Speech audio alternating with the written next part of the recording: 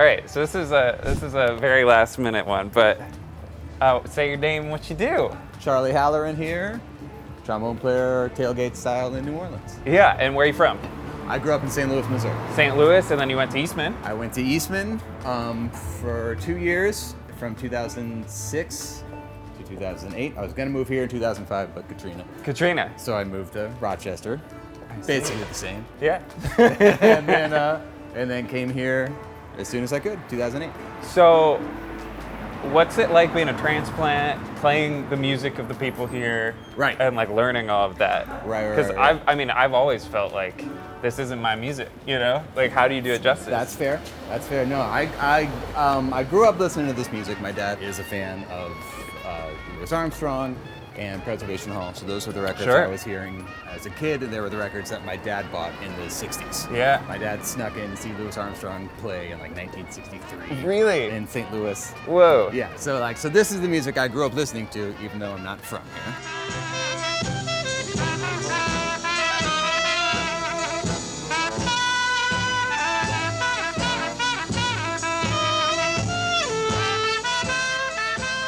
Preservation Hall. Now that's where you'll find all the greats. And when I was a teenager, the ones that are still alive, that's where they're playing now. But you're absolutely right that this isn't the music I grew up playing. I mean, I moved here to play this style of music. Mm-hmm. Generally, it's been a very accepting community here. Yeah, I've certainly felt that. And if you come in and just show your willingness to learn and to treat the music with respect, then people welcome you with open arms. In my experience, for the most part, you gotta pay your dues, of course. But but if you put the music first and come in, it's a very sweet scene by and large.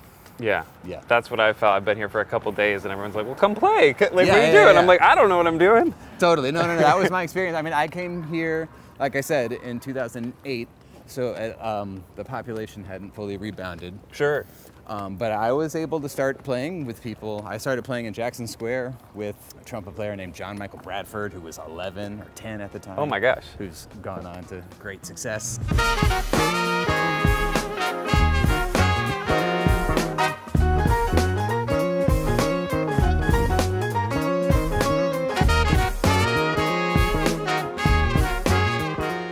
Glenn David Andrews and Tuba Mark, and we were playing in Jackson Square. I mean, the second or third day I was here. And then within 2 weeks, I was playing, regularly at DVA and the Spotted Cat, and I fell into some work. The guys in Bonorama I met in St. Louis.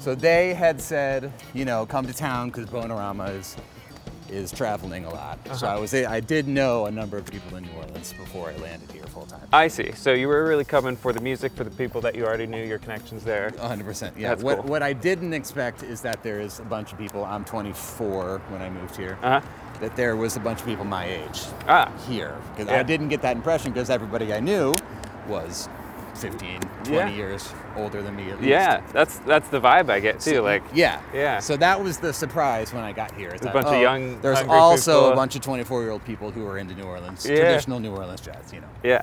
So that was the surprise. Thank goodness, I love it. Yeah. Yeah, cool. What's your favorite part about living here? I like, it's a lot like, living here is like touring, except you don't have to do the traveling. Everybody travels to you. Well, that's New York too, right? Yeah, probably. Yeah, like everyone New York comes too. here. Exactly. So I like that it's a daily job. That's what I mean. It's not like that for everybody. But what I've been able to kind of cultivate is you play every day. Right. You put in your office hours. So I practice for an hour's change at home, and then it's go to work around 6 o'clock, and it's play 4 sets. Yeah, I mean, go home. I've been here for 3 days. You played every single day. Yeah, no, I pretty much play every day. Yeah. I pretty much play every day. When you said that, I texted, I was like, "Oh, you playing out?" You're like, "Yeah." Like, is it a day of the week that ends in Y? Exactly, right. Yeah. No, and that's not uncommon. It's very much, That's crazy. There's the work. That's here. crazy. You know, there's work here, and there's all kinds of work here. Like I don't do a lot of the brass band stuff. Sure. That's not my bag, you know. And then there's within the past handful of years, there's been I think a blossoming of like the more modern jazz scene. And that's not my bag either. Yeah. But there's trombone players here that only That's do what they brass do. band stuff, or they only do more modern stuff, and they're working every night too. Like it's cool that you know, but they're also sweethearts. Like there's no vibe about it. That is the other part. Yeah. Oh my gosh. Yeah. I mean, New York, it's only vibes. I can't imagine. I cannot imagine. Yeah. No, it's cool here. So like I'm able to, like what you saw tonight, I'm able to play traditional jazz Yeah. that's kind of in the style of, Yeah. you know, Preservation Hall or like late 50s Bourbon Street. And I like doing all of that. So how does your approach change depending on that, like, style change? There is a definite difference, and you know, if you nerd out about it too much. But if you go back, way back, early New Orleans trombone playing, you're talking about Kid Ory. Sure.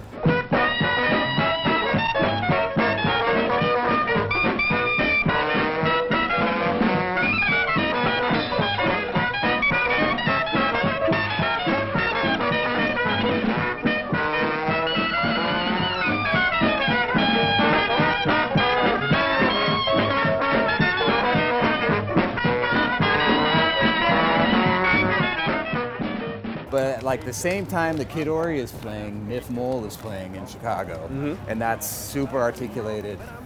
That's whole register of the horn. That's wild leaps. That's more advanced harmony.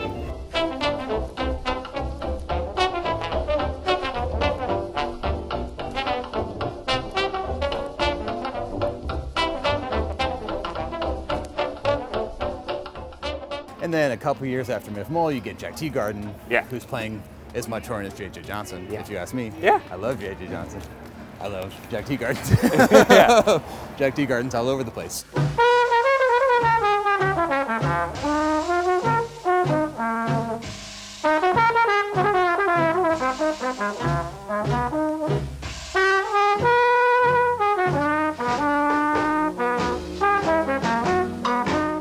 So I don't know what to say, like, what is traditional jazz trombone? Is it Charlie Green and Kid Ory? Right. Is it Jack Teagarden? Yeah. Those are complete opposite sides of the coin. So, So do you know what is expected of you when you show up to a gig? I kind of, in general, I know like what the rhythm section likes or what the band leader likes. Just Sure. with the guys I work with. And there's definitely some in the repertoire. It's like, you know, if this is a song that Kid Ory's famous for playing. I see. Teagarden's famous for playing. So, Insert. for example, the Spotted Cat gig, Yeah. what was your role as the trombone player? That's a two-horn band that you saw with Machia Lake the other night. Yeah. So when it's a two-horn band and there's not a clarinet, if it's trombone and trumpet, I lean into more of the role of the clarinet, which in trombone terms for me has always meant trying to play more like Jack Teagarden. So that's Okay. more trills and turns and more notey and Yeah. more mellifluous and playing over the horn more. Yeah.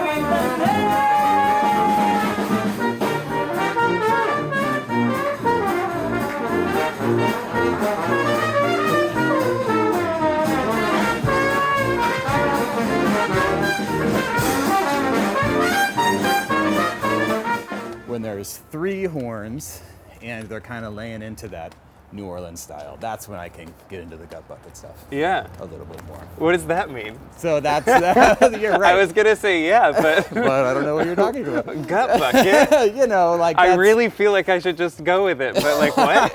the tailgate style, right? Like Kid Ory or those early trombone players on the back of the truck using the slide Sure. off the back of the tailgate. You know, like taking up physical space Uh-huh. with the slide.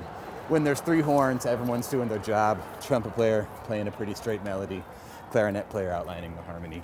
Then the trombone is really more of, trombones in that setting is in a section with the rhythm section, I see. not the horn section as much. Yeah. So I'm trying to outline the bass. Doing a lot of player's bass, role yeah. And playing more articulations and just kind of be the drummer, split the difference between the drummer Cool. and the bass. My favorite player in that style from the past 50 years or so is Lucien Barbara.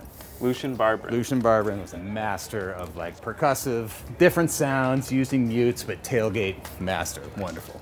And he's on a lot of the Harry Connick records.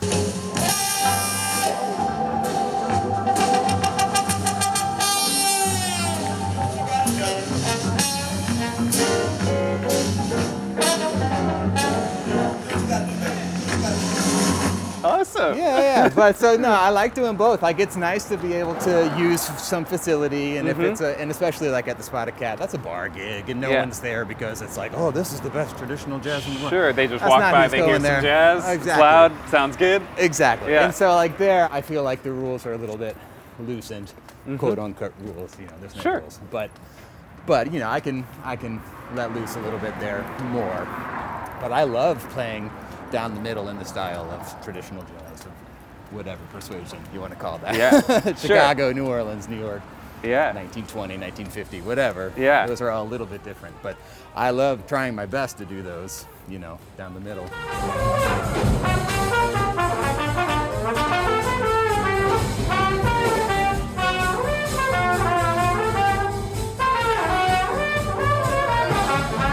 And at 10 o'clock at the Spotted Cat, I'm going to try to... You know, let it rip a little bit. Well, I'll try at least.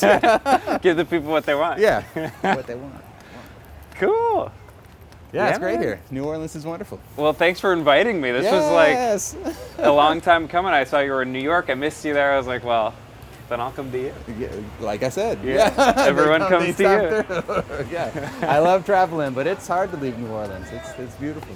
Yeah, no, can't beat it. Yeah, no joke. The vibes are immaculate. I will give you that. So far, it's the best I've been. Good. Yeah. Good. I'm glad to hear it. And there's a trombone player on every corner. That's when I had my horn with me. It was like I was a celebrity. People are like, Totally. "Oh, cool, you're local." You can like You get know? into the movies free. Yeah. It's like, oh, I'm in the band. Yeah, exactly. Oh, okay, you know. Yeah. And there's gigs. I mean, that's another thing. Not to oversell it, but there's gigs everywhere here. I play klezmer music. I play funerals. I play, you know, bar mitzvahs and bat mitzvahs, and I play on streetcars, and I play Mardi Gras balls, and there's just, it's really a part of the culture here still. Yeah. In a way that I never experienced it anywhere else I've lived. Like everyone here has a baseline knowledge of New Orleans music that is higher. Sure. Than- You just than in expect other it. cities. Yeah, totally. I'm not gonna keep you out.